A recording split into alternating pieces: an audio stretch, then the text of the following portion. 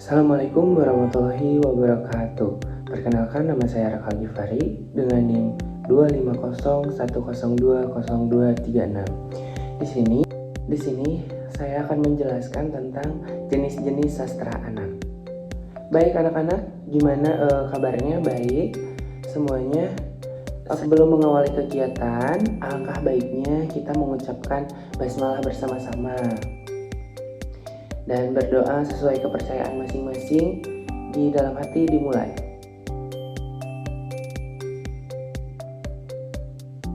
Berdoa tidak pernah selesai. Oke, mungkin sebelum ke materi hari ini, kita absen terlebih dahulu ya. Siapa yang tidak hadir, yang sakit atau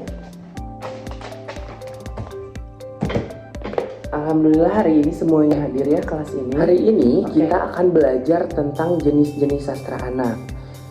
Jenis-jenis sastra anak itu terbagi menjadi 4 bagian. Salah satunya adalah puisi anak, dongeng, legenda, dan fabel.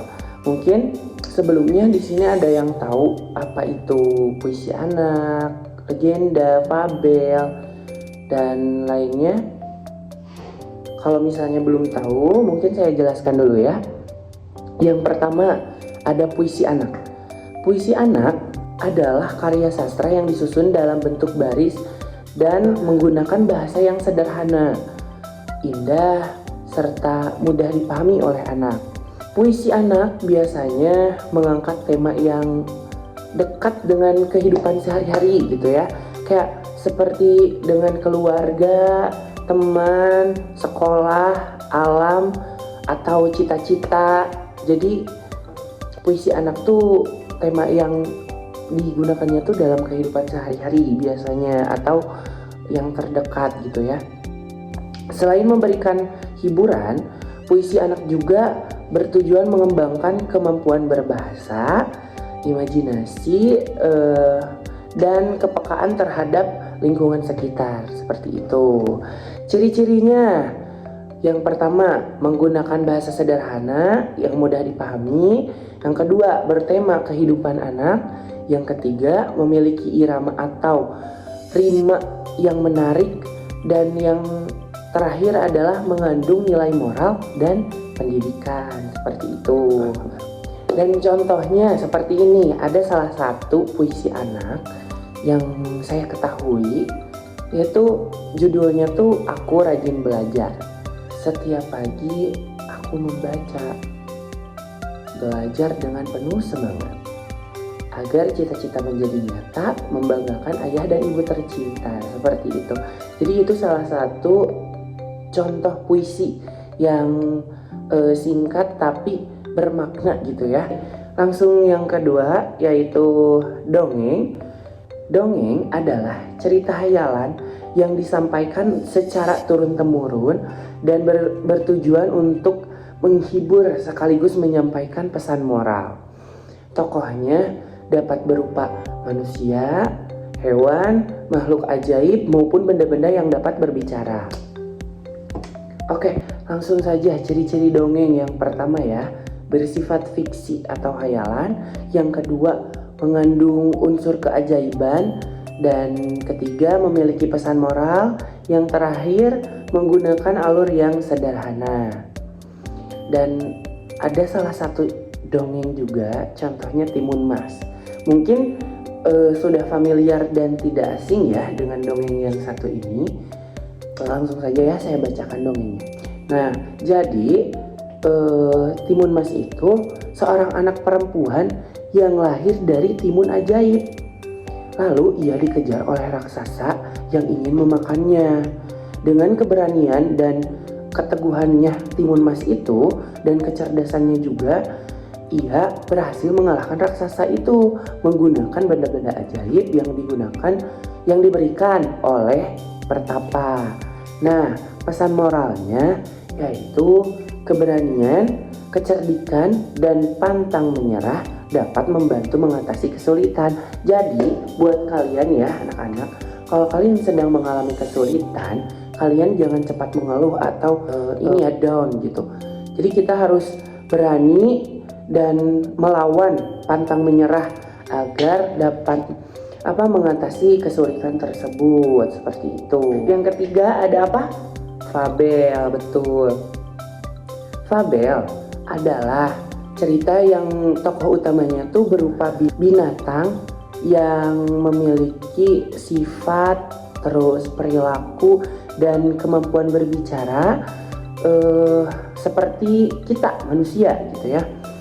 Jadi fabel itu biasanya mengajarkan nilai-nilai moral melalui perilaku tokoh-tokohnya. Ciri-cirinya, yang pertama, tokohnya adalah binatang. Yang kedua, binatang bertingkah laku seperti manusia. Yang ketiga, mengandung pesan dan moral. Dan yang terakhir tuh ceritanya singkat dan mudah dipahami. Contohnya, ada salah satu contoh dongeng, fabel, yaitu Kancil dan Buaya. Suatu hari, Kancil ingin menyeberangi sungai, tetapi banyak buaya yang menghalangi. Dengan kecerdikannya, Kancil mengatakan bahwa raja ingin menghitung jumlah buaya. Ketika semua buaya berbaris, Kancil melompati punggung mereka hingga berhasil menyeberang. Pesan dan moralnya yaitu ini: gunakan kecerdasan untuk menghadapi masalah, tetapi jangan menyalahgunakan kecerdikan untuk menipu orang lain, seperti itu. Oke anak-anak, lanjut ya. Yang terakhir ada legenda.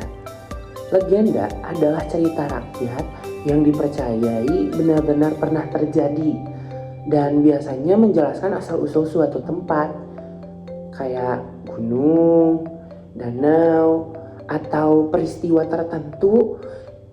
Legenda berkembang secara turun-temurun dalam masyarakat. Ciri-cirinya, yang pertama, berkaitan dengan asal-usul suatu tempat atau peristiwa. Jadi di tempat kita nih, misalnya ya, di saya gitu ya, kan di sini ada beberapa tempat yang mempunyai sejarah seperti Situ Gede. Nah itu salah satunya. Terus ciri-ciri yang kedua, dipercaya pernah terjadi oleh masyarakat.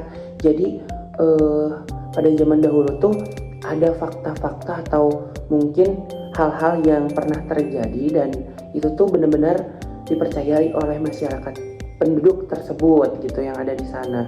Terus ciri-ciri yang ketiga, mengandung unsur sejarah yang bercampur dengan cerita rakyat. Dan yang terakhir, memiliki pesan dan moral. Oke, di sini ya. Tapi saya akan memberitahu salah satu contoh legenda dari Danau Toba. Seorang petani menikah dengan seorang perempuan yang berasal dari seekor ikan dengan syarat tidak boleh mengungkapkan asal-usul istrinya. Suatu hari karena marah, ia melanggar janji tersebut.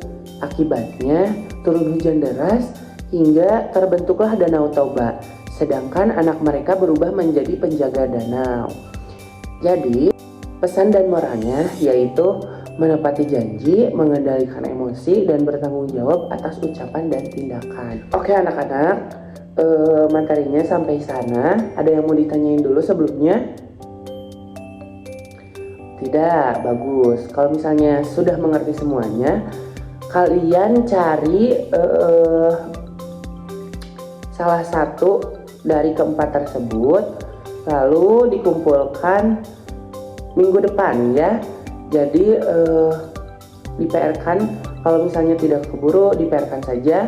Dan sekarang kalian silahkan mengerjakan dan pilih salah satu dari keempat tersebut. Baik anak-anak, karena waktunya sudah habis, mungkin tugasnya dilanjutkan di rumah saja ya, dan dikumpulkan minggu depan lalu dibacakan ke depan seorang-seorang. Nah, sebelum mengakhiri kegiatan, alangkah baiknya kita mengucapkan hamdalah bersama-sama dan berdoa di dalam hati dipersilakan. Berdoa tidak pernah selesai. Dan sekian, terima kasih. Mohon maaf apabila ada salah kata dan kurang dalam penyampaian materinya. Sekian, wassalamualaikum warahmatullahi wabarakatuh.